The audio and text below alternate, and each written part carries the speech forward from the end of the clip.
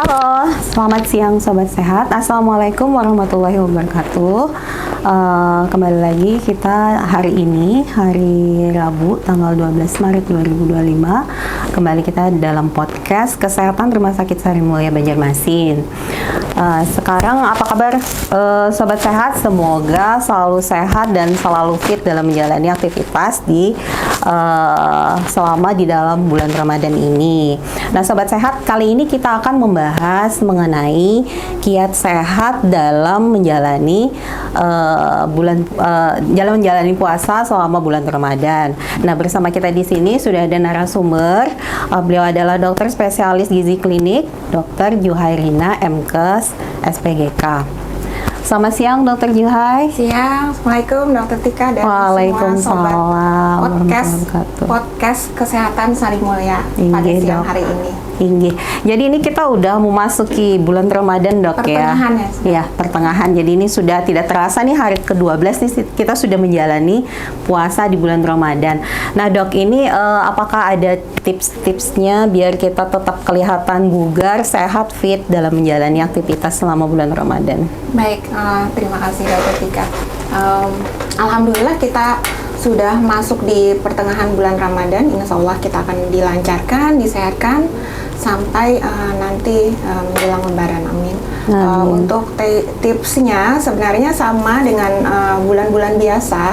Nah WHO sendiri merekomendasikan untuk bisa sehat secara optimal itu ada 3 yang harus dijaga, yaitu pertama makanannya, kemudian yang kedua aktivitasnya, kemudian yang ketiga masalah mental dan spiritual.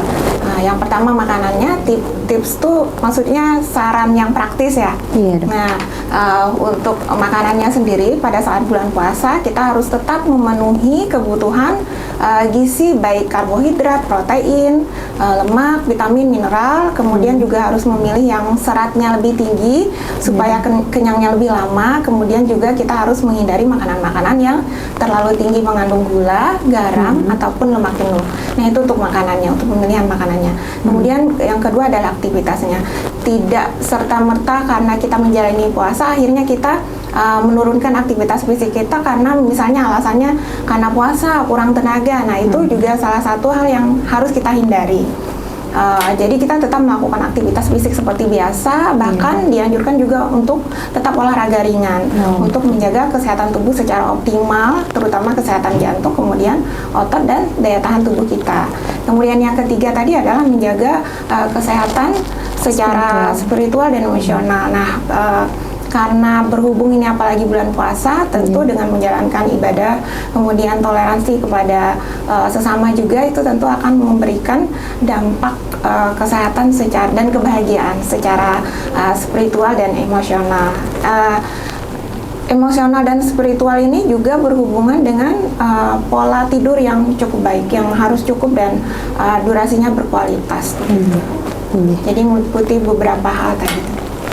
Jadi kalau untuk ini dok, kalau misalnya kita agak kesulitan untuk sahur itu kan pasti kan habis sahur itu kan kebanyakan tidur gitu dok.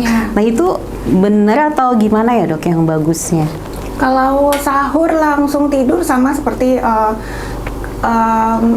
kalau kita makan sahur itu kan sebenarnya pengganti sarapan kita, cuma waktunya dimajukan sebelum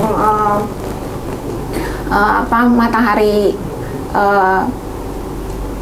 terbit. Nah itu sebenarnya sahur tetap kita harus menunggu dulu sholat subuh. Jadi minimal tuh 30 menit setelah sahur, kemudian sholat subuh, kemudian kita mungkin mengerjakan bersih-bersih mungkin dok ya, bersih-bersih atau tadarus Al-Quran misal untuk menunggu itu, baru kemudian kita bisa tidur. Karena kalau misalnya kita langsung tidur, katup lambung kita tuh akan melemah kan. Nah jadinya salah satunya mesti nanti keluhannya adalah mahayat abu atau GERD. Oh begitu. Terus jamnya tuh dok biasanya idealnya nih jam berapa sih kita nih sahur gitu dok biar bisa tetap fit kayak gitu?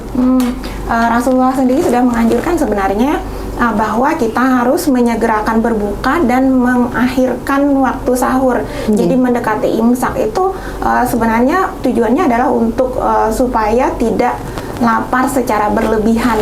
Jadi nanti sahurnya kita dilambatkan sampai mendekati waktu imsak, kemudian berbukanya kita harus segera.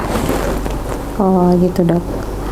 Jadi itu jamnya gitu yang penting 30 menit itu dok ya yang tadi? Bisa minimal 30 menit, kita jangan langsung berbaring. Oh begitu. Tinggi. Terus untuk olahraganya nih dok, yang lebih bagus tuh olahraga seperti apa ya dok ya selama bulan puasa ini, dan jam-jamnya ya, kadang bisa ngatur jamnya ini agak bingung kayak gitu ya. Apalagi kalau pagi ya, terus kalau pagi itu biasanya ngantuk kan dok ya, itu kayaknya rasanya tuh kayak mau bangun aja kayaknya males gitu. Betul. Tadi prinsipnya tetap kita harus olahraga.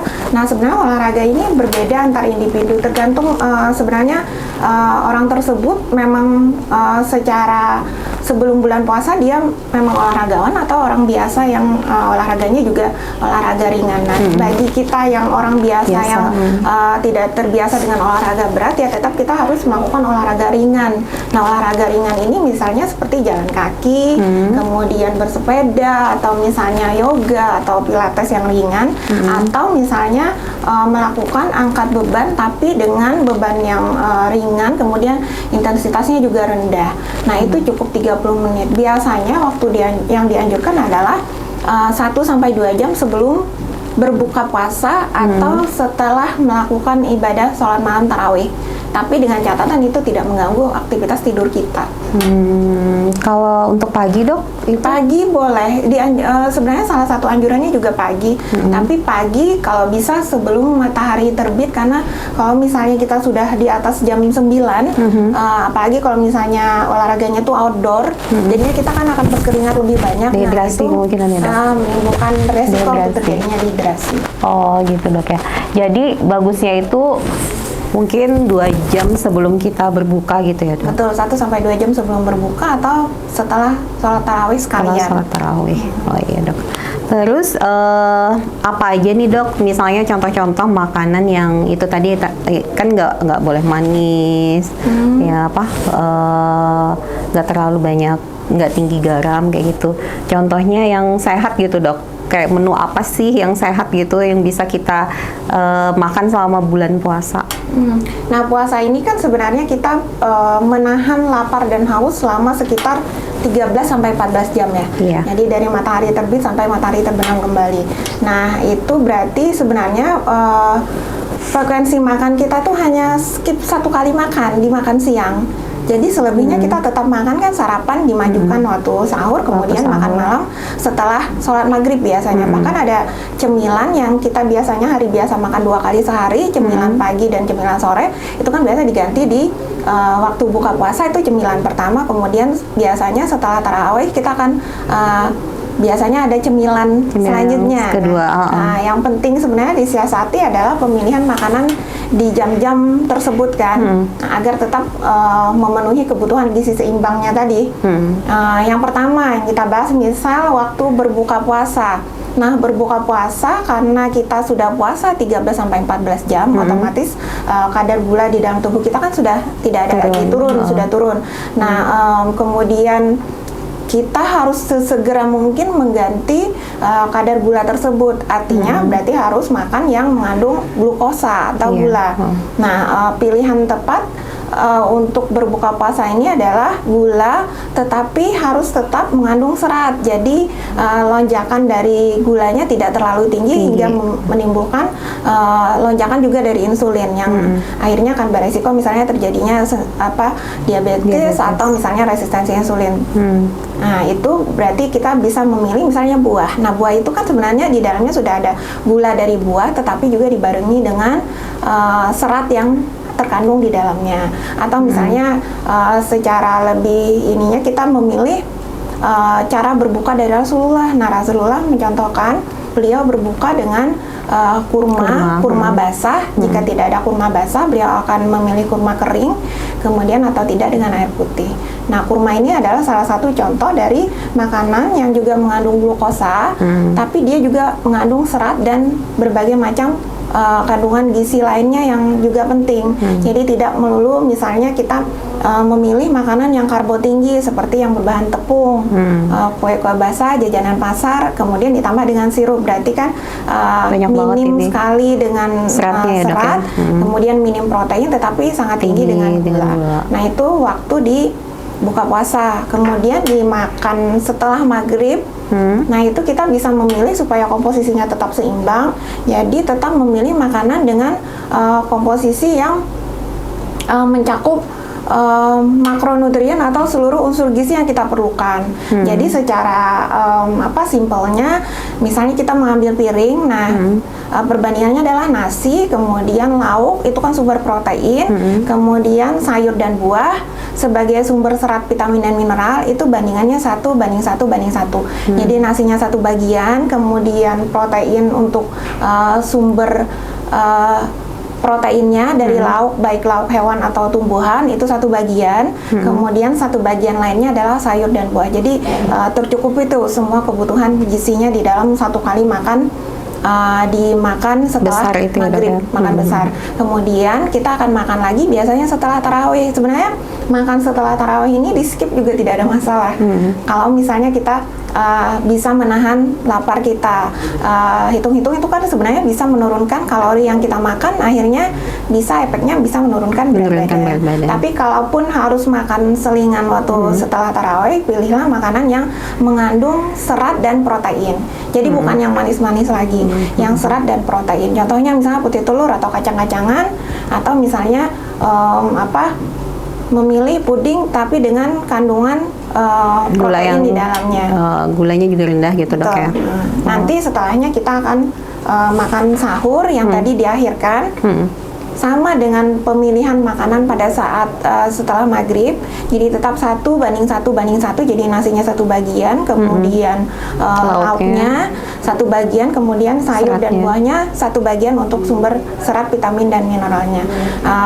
Cemilan seharusnya sih tidak kita masukkan lagi di dalam makanan sahur, tapi boleh misalnya kita mau konsumsi 1 sampai maksimal 3 biji kurma tadi untuk sumber glukosa kita. Persediaan selama 8 jam pertama puasa kan tuh energi yang dipakai adalah glukosa dulu, kita bisa ambil itu dari kurmanya, kemudian mencukupi air putih. Nah begitu. Begitu, Dok. Tapi kalau dilihat yang tadi ya, Dok ya, malam gitu kan kalau kita mau diet, alangkah bagusnya kita kurangin ya, Dok ya, untuk yang kayak gitu. Soalnya kalau saya mikir memang kalau kelihatannya kayaknya bulan puasa ini malah jadi tambah naik ya berat badan gitu ya. Kita kadang berpikirnya puasa harusnya menahan iya, 13-14 jam harusnya turun dong berat badan, tapi karena kita cuma skip 1 kali makan di makan siang, tapi makan yang lainnya juga rapet tuh, bahkan sampai menjelang tidur kita juga masih tetap ngemil kan, Dok. Ada sisa makanan setelah kuenya sayang gitu. Dibuang, akhirnya makan menaikkan lagi kalori yang seharusnya bahkan di hari-hari biasa itu kita tidak makan. Jadinya selama bulan Ramadan tuh suka heran tuh kenapa kita tidak malah turun naik ya, Dok? berat badan. Karena tadi jumlah makanannya tuh ternyata malah sama-sama saja walaupun di skip 1 kali makan siang. Jadi apa nih, Dok, yang supaya tidak naik berat badan nih tipsnya jadinya? Nah itu tadi, yang pertama tentu kita menghindari makanan-makanan yang tinggi kalorinya, tinggi kalori dan tinggi gulanya. Berarti kita menghindari makanan yang terlalu banyak mengandung gula, kemudian minuman manis, atau misalnya lemak jenuh. Nah lemak jenuh itu tentu kita udah tahu semua ya, gorengan berarti. Nah itu pertama. Kemudian kedua, kita memilih karbohidratnya yang kompleks. Artinya jika kita memakan makanan tersebut, kita akan kenyang lebih lama. Nah, berarti kita akan memilih sumber-sumber yang memang mengandung karbohidrat kompleks tadi seperti buah, pisang, kemudian kalau misalnya kita memilih nasi, sebaiknya nasi merah, tapi kalau misalnya kita tidak terbiasa makan nasi merah, kita boleh memilih nasi putih tetapi dengan porsi yang ini ya, Dok. Porsinya tadi dibatasi, kemudian ditambah dengan sayur untuk menjaga agar lonjakan gulanya tidak terlalu tinggi saat kita memakan si nasi putih tadi. Tambah dengan misalnya protein dan tidak memakan lauk yang dalam bentuk dimasak dengan minyak lagi. Kemudian ditambah dengan sumber serat yang tinggi agar kenyangnya bisa stabil sampai nanti kita menjelang buka puasa. Itu sih. Jadi hindari makan makanan yang terlalu banyak jajanan masal lah, istilahnya secukupnya saja. Dan lagi memang kalau makanan yang mengandung banyak gula itu memang membuat kita cepat lapar ya dok, cepat ya? lapar dan cepat haus juga. Cepat lapar dan cepat haus ya.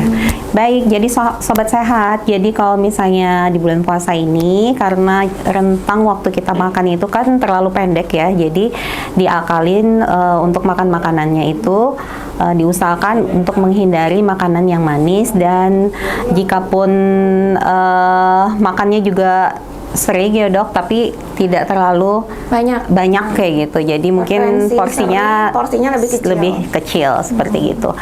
Baik sobat sehat, kalau misalnya ada yang mau ditanyakan itu boleh langsung chat di live IG kita ya. Nanti insya Allah pembicara kita akan menjawab semua pertanyaan yang ada. Oh ya dok, jadi kalau misalnya nih dok, tadi saya masih ini ya dok, kalau kadang kayak olahraga gitu, kan biasanya saya olahraga gitu pagi. Nah selain itu tadi yang kata dokter jalan kaki, kayak orang aktivitas nge-gym kayak gitu, apakah masih bisa dilakukan dok? Selama masih bisa dok? Ada anjurannya bahwa kalaupun kita nge-gym itu kan sebenarnya dia lebih banyaknya ke weight resistant gitu. Jadi ke angkat bebannya. Nah angkat bebannya lah yang kita harus adjusting lagi. Jadi jangan terlalu mengangkat beban berlebihan, kemudian repetisinya juga mungkin harusnya dikurangi ya, repetisi untuk mengangkatnya, kemudian durasinya juga cukup 30 menit. Biasanya kan kalau kita tidak puasa tuh, tidak bulan puasa, kita nge-gymnya suka sampai 1 jam, tapi kita dibarengi dengan minum. Atau misalnya kita menjalankan treadmill tuh. Nah treadmill kalau bulan puasa jangan dengan misalnya kecepatan yang tinggi. Atau misalnya dengan mode mendaki. Nah itu yang biasa saja, yang penting 30 menit kita bisa kayak jalan kaki gitu aja ya dok ya. Oke dok, terus waktunya sama ya dok tadi, lebih bagusnya memang 2 jam sebelum. Itu kalau misalnya kita merasa nanti kalau sebenarnya itu tergantung adjusting dari masing-masing individu ya. Ada yang misalnya sukanya olahraga di pagi hari.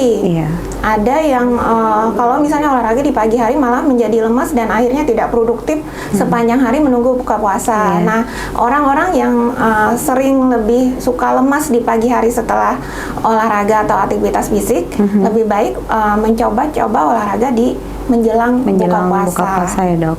Oh iya dokter. Nah dok, ini ada pertanyaan dok dari dokter Hendra. Itu selamat siang dok, izin bertanya, untuk orang yang sering melakukan ketogenic diet, apakah boleh saja dok tetap dilakukan saat berpuasa? Mohon penjelasannya dok, terima kasih. Baik, terima kasih dokter Hendra. Kalau pertanyaannya orang-orang yang sudah biasa melakukan ketogenik, berarti kalau sudah terbiasa harusnya tidak akan mengalami lagi masalah-masalah dengan misalnya perubahan pola dari sebelumnya yang misalnya dia tinggi karbohidrat, kemudian tiba-tiba mengubah pola makannya menjadi tinggi lemak. Nah kalau misalnya dengan ketogeniknya sudah terbiasa, harusnya lebih aman malah pada saat bulan puasa, karena biasanya orang-orang yang ketogenik juga melakukan intermittent fasting, jadi tidak selalu makan dengan komposisi tersebut terus-menerus. Jadi pasti sudah terbiasa melakukan juga yang namanya fasting. Jadi kalau orang sudah biasa melakukan ketogenik, insya Allah aman untuk melakukan ketogenik berkelanjutan, kecuali misal ada kondisi-kondisi khusus, misalnya ketogenik pada pasien-pasien diabetes. Nah itu kan berarti harus dicek gula darahnya setelah buka puasa, apakah turun drastis atau tidak. Jadi ada istilahnya precaution atau beberapa kehati-hatian yang harus kita terapkan juga, terutama pada orang-orang yang dengan penyakit-penyakit metabolik tertentu untuk menjalankan si ketogenik ini. Tapi kalau untuk orang normal dan itu apalagi sudah terbiasa itu aman aja ya dok ya. Betul. Baik, untuk dokter Hendra, bahwa untuk orang yang selalu melakukan ketogenic diet dok, itu masih aman untuk untuk meneruskan dietnya selama berpuasa, kecuali misalnya ada masalah-masalah metabolik lain seperti diabetes gitu. Baik dokter Hendra, apakah mungkin ada yang mau ditambah lagi dok pertanyaannya? Ya dok, ini sambil nunggu pertanyaan nih dok. Terus bagaimana nih dok? Saya kadang-kadang bingung untuk mengatur minum air putih gitu. Takutnya nih kurang ya dok ya, karena kadang malam nih, apalagi kalau misalnya kita ada aktivitas malam, kadang-kadang kita bisa lupa kan minum. Jadi anjuran minum yang benar, yang baik itu dok seperti apa selama kita bulan puasa ini? Nah, bulan puasa sebenarnya sama dengan hari-hari biasa karena tubuh kita juga menjalankan fungsinya seperti biasa. Jadi otomatis kebutuhan cairan pun sebenarnya sama, tidak berbeda dengan hari-hari biasa. Nah, kebutuhan secara umum orang dewasa itu kan sekitar 2 liter. Atau kalau 3 liter misalnya dianalogikan ke gelas tuh 8 gelas per hari ya. Nah, ada rumus yang beredar sebenarnya yang simple, biasanya kita bisa mengedukasi pasien dengan itu. Jadi ada 2, 4, 2. Nah, 2 pada saat berbuka puasa, 2 gelas saat berbuka puasa, kemudian 4 gelas saat malam sampai menjelang tidur, kemudian 2 gelas di saat sahur. Jadi itu yang harus dipenuhi. Jadi diingat-ingat nih sobat semua, kalau misalnya buka puasa usahakan sebelumnya minum air putih, kemudian dulu. Nanti makan kurma atau cemilan lainnya atau buah atau misalnya puding. Nah, setelah itu minum air putih lagi, lalu kita menjalankan sholat maghrib, kemudian setelahnya kan kita makan tuh. Nah, dari mulai setelah makan, setelah nanti tarawih, kemudian menjelang tidur, tuh usahakan bisa minum 4 gelas lagi. Nah, nanti waktu bangun tidur mau menjalankan sahur tuh minum 1 gelas. Nanti setelah kita sahur minum lagi 1 gelas. Jadi insya Allah akan terpenuhi 8 gelas. Nah, untuk menjaga supaya tubuh jangan sampai terjadi dehidrasi, ini ada beberapa lagi. Selain kita harus memperhatikan jumlah cairan yang kita konsumsi tadi 8 gelas per hari dengan rumus 242. Kemudian juga kita bisa tekniknya adalah dengan memilih makanan-makanan yang banyak mengandung air. Misalnya pada saat makan malam tuh kita memilih sayur yang berkuah. Nah, itu kan sebenarnya sumber cairan juga. Kemudian memilih buah yang banyak mengandung air, seperti misalnya semangka, kemudian jeruk, kemudian mentimun. Nah, kemudian juga menghindari makanan atau minuman yang membuat kita dalam kondisi diuretik atau keinginan untuk mengeluarkan cairan dari buang air kecil. Contohnya adalah makanan atau minuman yang mengandung kafein. Misalnya makanannya coklat, kemudian minumannya kopi, teh yang terlalu banyak, kemudian juga soft drink, kemudian juga tadi makanan dan minuman yang mengandung gula karena juga bersifat diuretik. Kemudian menghindari jenis makanan yang terlalu banyak mengandung garam, karena garam ini kan sebenarnya dia bersifat mengikat air. Nah, mengikat air di sel kita, di sel, jadi tubuh kita akan mengalami dehidrasi. Kemudian juga hindarilah aktivitas fisik yang berlebihan yang mengeluarkan keringat banyak. Sehingga kita tidak menjadi dehidrasi selama bulan puasa. Tapi kalau misalnya minumnya lebih dari itu, aktivitasnya juga banyak, nggak ada masalah ya dok ya? Nah, kalau minum ini kan sebenarnya juga sama ya dengan kebutuhan kalori itu bersifat individual, bahkan berbeda antara anak, kemudian berdasarkan umur berbeda, jenis kelamin juga kadang kita ada perbedaan, apalagi kalau ada kondisi-kondisi misalnya lagi sakit, terutama misalnya penyakit yang mengharuskan kita misalnya membatasi cairan seperti pada jantung atau ginjal. Nah, itu kan banyak jumlahnya tuh juga berbeda. Tapi kalau misalnya dalam kondisi tubuh optimal, kemudian berat di atas 50 kilo, kemudian usia masih di atas 20 sampai 40 tahun, itu masih bisa 2 sampai 3 liter per hari. Masih aman ya dok? Secara umum. Karena kan ada juga tuh yang memang jadi ibu rumah tangga tuh suka bersih-bersih, tetap menjalankan aktivitasnya, itu kan keringetan juga ya dok ya. Jadi kalau misalnya dia minumnya lebih dari 2 liter juga itu lebih bagus ya dok? Betul, asal tidak langsung banyak, jadi memang harus diatur bertahap gitu ya dok? Bertahap tadi dengan teknik misalnya ditambah di 242-nya diselipkan atau dalam makanannya. Jadi kan mencapai lebih dari 2 liternya dengan teknik yang tambahan tadi. Oh iya dokter. Nah terus nih ada lagi dok pertanyaan dari Sari Mulia Family. Selamat siang dok, bila saat puasa badan terasa lemas, apakah puasa tetap bisa dilanjutkan lanjutkan, dan kondisi kesehatan seperti apa yang membolehkan seseorang membatalkan puasa? Terima kasih. Kondisi lemas ini sebenarnya juga berbeda antar orang. Hati-hati sebenarnya kondisi lemas ini jika itu menjurus ke arah hipoglikemi atau kadar gula darah yang rendah. Tapi biasanya lemas karena hipoglikemi itu memang terjadi pada orang-orang dengan diabetes yang konsumsi misalnya insulin atau dia konsumsi obat anti diabetes yang bisa menurunkan kadar gula darah, atau diabetes tipe 1 yang dependen insulin tadi. Nah, pada orang-orang dengan kondisi khusus, Allah sebenarnya juga menyiapkan misalnya rusah ya atau keringanan pada orang yang sakit. Kemudian kita bisa tidak berpuasa pada saat itu, kemudian mengganti di bulan lainnya, atau misalnya pada ibu hamil yang misalnya pertumbuhan janinnya tuh tidak optimal, kalau dikhawatirkan tidak optimal jika ibunya melakukan puasa. Dan dikhawatirkan misalnya selama puasa si ibu tidak bisa memanajemen kebutuhan nutrisinya dengan baik. Kalau misalnya dibatasi makannya di siang hari, itu juga boleh untuk tidak berpuasa. Yang paling kita concern tadi adalah yang masalah diabetes tadi, terutama diabetes dengan penggunaan insulin atau ketergantungan insulin. Nah, itu yang benar-benar kita harus awasi. Biasanya malah pada orang-orang dengan diabetes tipe 1 atau diabetes tipe 2 dengan insulin, dokter biasanya, saya juga kadang menerima pasien konsul, dok saya boleh puasa enggak? Nah, itu biasanya sebelum bulan Ramadan kita sudah latih duluan nih pasti pasien puasa 1 sampai 3 hari sebelum bulan puasa. Jadi dilihat apakah dia bisa bertahan dengan kondisi optimal dan gula darah yang tidak turun, baru kemudian kita bisa anjurkan puasa dengan pesan-pesan bahwa jika terjadi tanda-tanda hipoglikemi segera membatalkan puasanya. Begitu. Jadi lemas itu sendiri tadi berbeda antara setiap orang. Jadi kita juga harus tahu sampai mana batasnya. Kita harus akhirnya membatalkan puasa dan kemudian bisa mengganti di hari lainnya. Intinya sebenarnya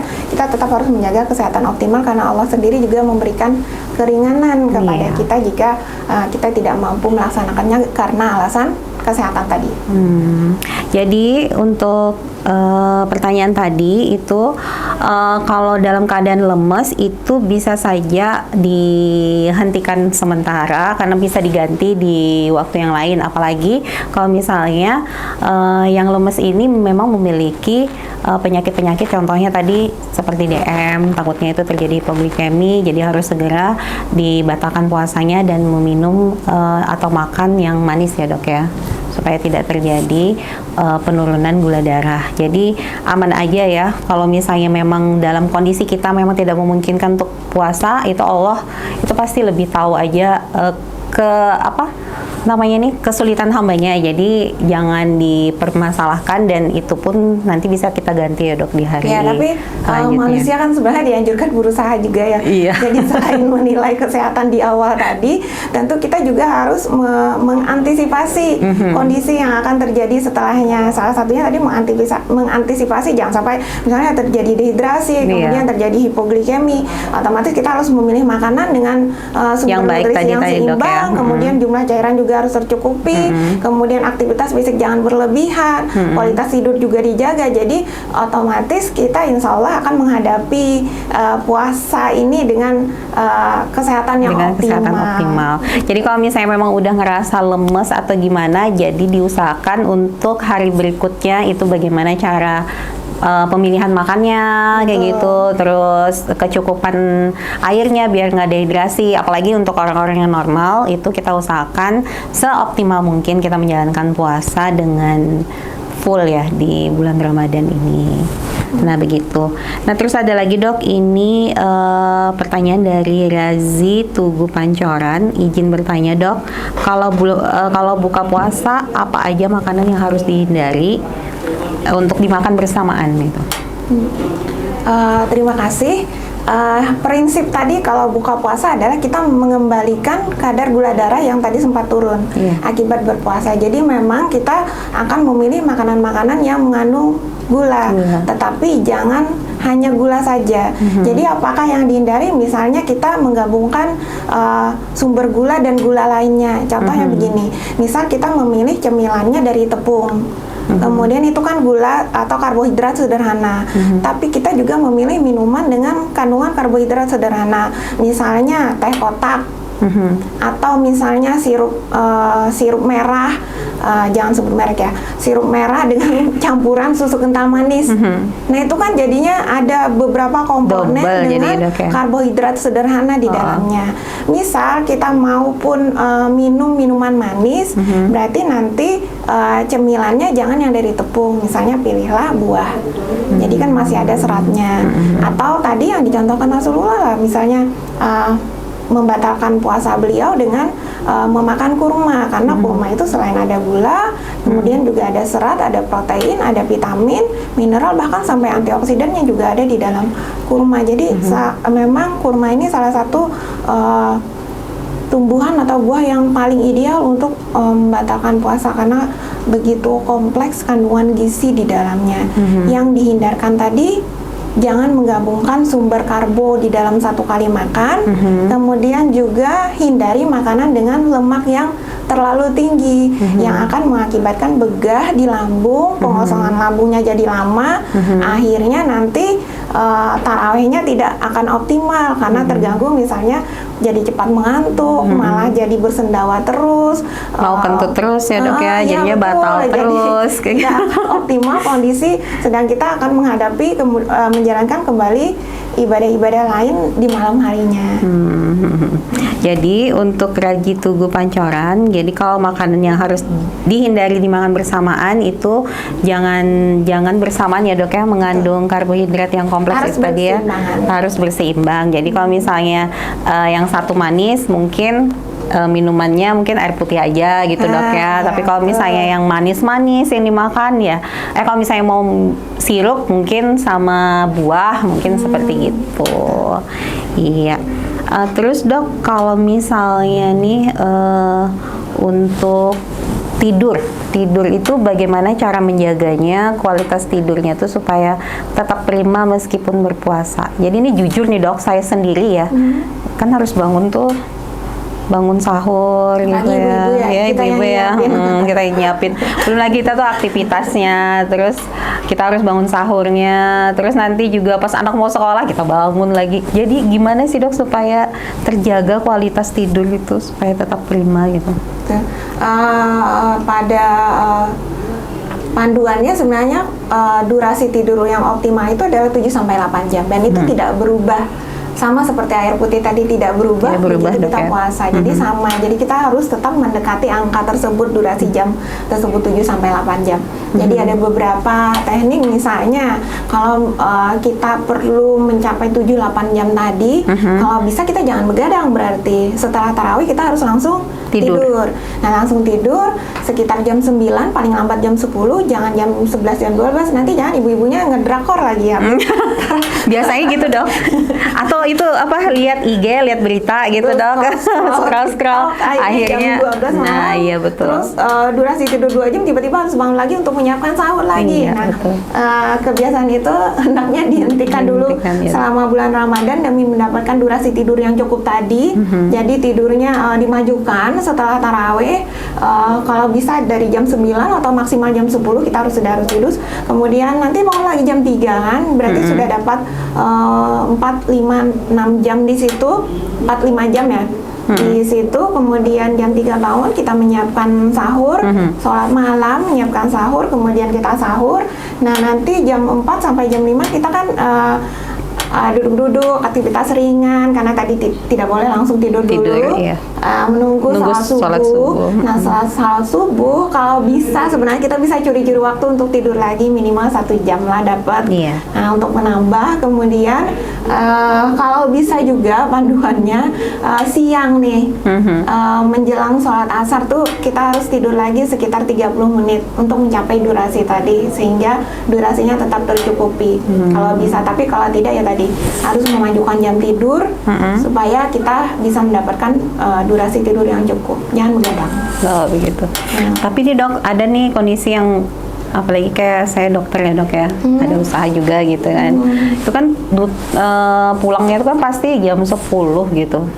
Nah itu kadang bisa jadinya bisa mundur kan tidurnya, belum lagi nanti bangun. Itu boleh nggak dok diganti, misalnya ke pagi itu setelah subuh itu kita tidur gitu sampai jam 9, jam 10 itu aman aja kah dok? Boleh aja? aman, sebenarnya boleh. Yang penting nanti kan ada aktivitas fisik itu kan tidak tertentu pada jam tertentu saja sebenarnya kan. Kita bisa, makanya tadi olahraganya bisa dialihkan ke jam sebelum buka puasa. Jadi yang penting durasi tidurnya cukup, kemudian juga tidak mengganggu aktivitas yang lain. Oh begitu dok. Jadi untuk jam-jamnya itu diatur aja dok ya selama bulan puasa cuma ini. memang harusnya optimalnya kita tetap memaintenance agar growth hormon kita kan optimal tuh di malam hari. Jadi jangan karena bulan puasa nih kita merubah irama sirkadian tubuh kita juga. Jadi nanti hormon stres kita juga akan meningkatkan. Jadi kalau bisa sebenarnya memasuki jam 10 tuh kalau bisa sudah mulai tidur. Oh begitu dok. Kalau misalnya kita memajukan jam sahurnya, boleh nggak? Memajukan jam sahur, nah mungkin jam 2 atau bisa jam 1 cepat tidurnya. Iya, mungkin seperti itu apa boleh nggak ya dok ya? Sebenarnya kalau boleh tadi tergantung individunya juga sih. Nah kita kan mengakhirkan waktu sahur tuh maksudnya agar kita tetap merasa kenyang sampai nanti waktu buka puasa lagi. Iya. Nah itu adalah teknik untuk kita supaya tidak menderita kelaparan berkepanjangan istilahnya. Tapi kalau orang-orang yang sudah terbiasa misalnya oke, jam 2 saya makan, terus kemudian saya tidur, nanti bangun hanya untuk sholat subuh misal, dan itu tidak masalah, sebenarnya juga tidak masalah. Tapi panduan secara umum memang sebaiknya tadi mengakhirkan waktu sahur, karena kebanyakan orang mungkin respon laparnya tuh memang setelah 8 jam tuh biasanya udah mulai lapar lagi. Jadi harus diakhirkan waktu sahurnya. Dan juga mungkin lebih bagus memang pada saat tengah malam ya dok, karena itu tadi yang ada beberapa hormon yang kita harus jaga keseimbangannya itu ya dok. Hormon kortisol, kalau kita terlalu malam nanti kortisolnya naik, nanti malah kita nggak bagus juga ya dok. Dan produktivitas kita pasti akan terganggu sepanjang harinya. Jadi memang tetap idealnya kita sahur itu memang tetap idealnya di waktu jam 4 itu ya dok ya, jam 4 menjelang imsak itu. Iya, baik dok, ini sudah kurang lebih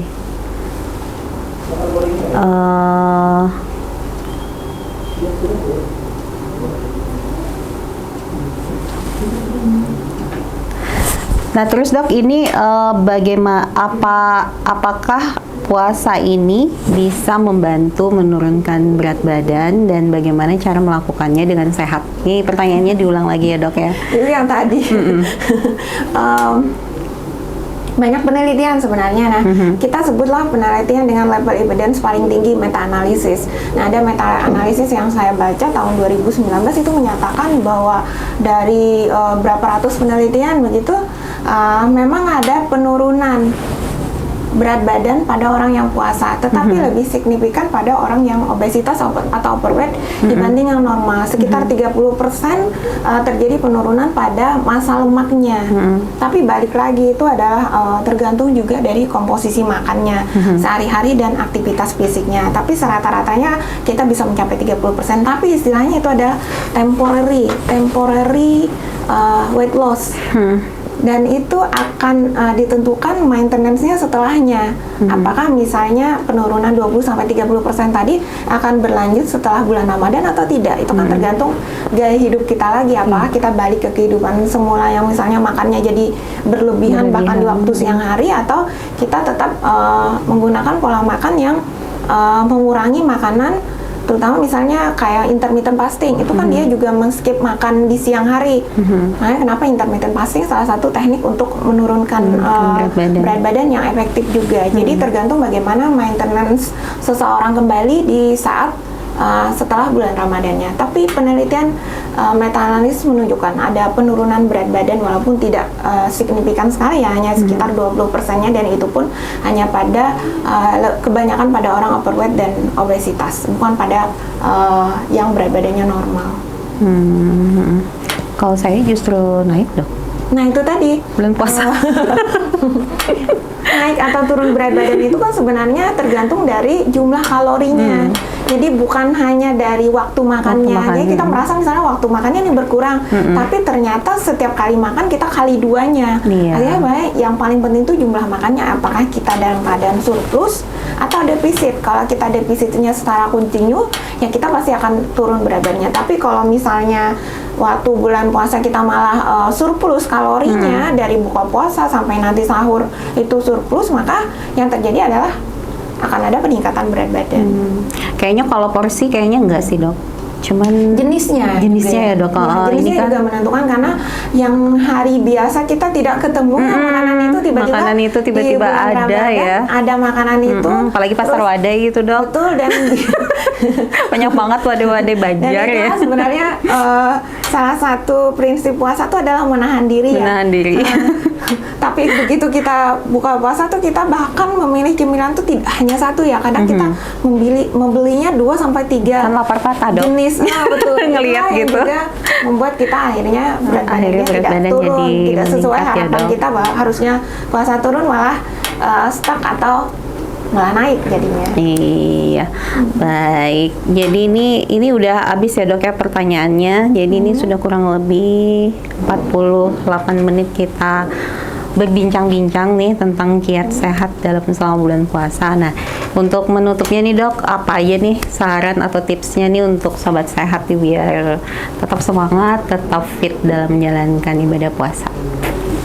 Baik, tipsnya rangkuman dari tadi semua. Yang pertama sebenarnya diawali dengan niat dulu. Niat kita insya Allah kita akan dikuatkan. Jadi ada afirmasi positif dulu nih di diri kita bahwa kita akan menjalankan ibadah puasa dengan optimal. Insya Allah kita akan mendapatkan pahala yang berlipat ganda juga. Jadi yang pertama adalah niatnya dulu. Kemudian kita menjalankan beberapa tips atau tips untuk menjamin agar selama puasa itu kita tetap sehat tadi, dengan memilih makanan pada saat sahur dan buka puasa yang tetap mengandung nilai gizi yang seimbang, kemudian mengandung serat, tidak mengandung gula, garam, dan lemak jenuh yang berlebihan, kemudian tetap menjalankan aktivitas fisik, menghindari aktivitas fisik yang berat jika memang tidak mampu, kemudian tetap menjaga kualitas tidur yang cukup, kemudian tetap meminum cairan dalam jumlah yang cukup, minimal 1,5 sampai 2 liter per hari agar terhindar dari dehidrasi. Kemudian menghindari makanan atau minuman yang membuat kita dehidrasi atau misalnya memicu mah yang berlebihan seperti lemak yang tinggi tadi. Kemudian juga menghindari kebiasaan misalnya tadi kita tidak sempat bahas ya, merokok misal, itu juga salah satu yang akan menurunkan daya tahan dan bisa memicu terjadinya mah di siang harinya kalau kita tetap menjalankan aktivitas merokok di malam harinya. Begitu. Dan selebihnya adalah kegiatan menahan diri ini termasuk juga menahan nafsu dan emosi ya. Insya Allah dengan menahan nafsu dan emosi, kemudian kita melatih kesabaran, empati kita pada orang lain, insya Allah itu juga akan menjadi salah satu kontrol dan ketahanan diri kita untuk tetap menjalankan ibadah puasa ini dengan optimal tadi. Optimal, dengan fit, dengan bugar tadi ya dok ya. Baik sobat sehat, beberapa tips tadi dari Dr. Gairina supaya kita tetap fit, tetap sehat dalam menjalankan ibadah puasa ini. Oke sobat sehat, sampai di sini perjumpaan kita, dan semoga sobat sehat selalu sehat, prima, dan selalu diberkahi selama bulan puasa, menjalankan ibadah puasa di bulan Ramadan ini. Terima kasih atas perhatiannya, semoga bermanfaat untuk semuanya. Wassalamualaikum warahmatullahi wabarakatuh.